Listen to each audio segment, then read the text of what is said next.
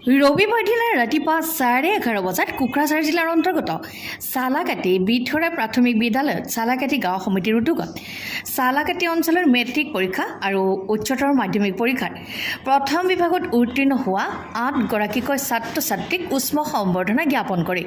উক্ত অনুষ্ঠানত চালাকাটি আঞ্চলিক এপছৰ সভাপতি ডনেন নাৰ্জাৰী, গাঁও বুঢ়া ৰতন ব্ৰহ্ম, চালাকাটি VCDCৰ উপাধ্যক্ষ যদুমণি বসুমতাৰীকে ধৰি গাঁৱৰ বিশিষ্ট ব্যক্তিসকল, অভিভাৱকসকল আৰু ছাত্ৰ ছাত্ৰীসকল উপস্থিত আছিল।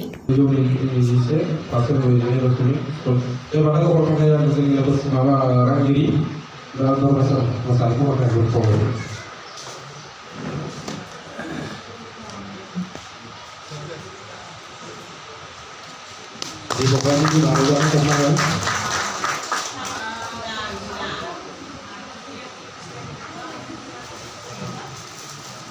Sudah pernah di program mana?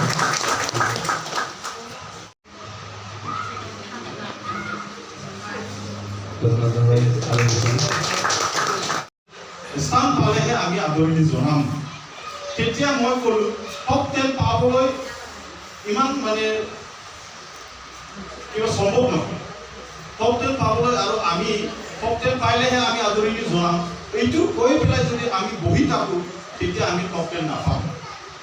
Top 10 পাবৰ কাৰণে আমি সদায় আমাৰ এক্টিভিটিখন জীয়াই ৰাখিব লাগিব। আমাৰ এক্টিভিটিখন কি হ'ব লাগিব যে ফাৰ্ষ্ট ডিভিজনে হওক, ছেকেণ্ড ডিভিজনে হওক, আমি শিক্ষাৰ ক্ষেত্ৰত আমাৰ এডুকেশ্যন ক্ষেত্ৰত আমি কাম কৰিব লাগিব। তাৰ ভিতৰত আজি যে আপোনাৰ ফাৰ্ষ্ট ডিভিজন, ছেকেণ্ড ডিভিজন বা থাৰ্ড ডিভিজনক আজি এনেকুৱা আদৰণি জনোৱা বা সম্বৰ্ধনা জনোৱা এটা কাৰ্যসূচী লোৱা হৈছে। এইটো হ'ল এটা এডুকেশ্যনেল এক্টিভিটি। আৰু এই এক্টিভিটিছখন বছৰত বহুতবাৰ হ'ব লাগে, বহুতবাৰ।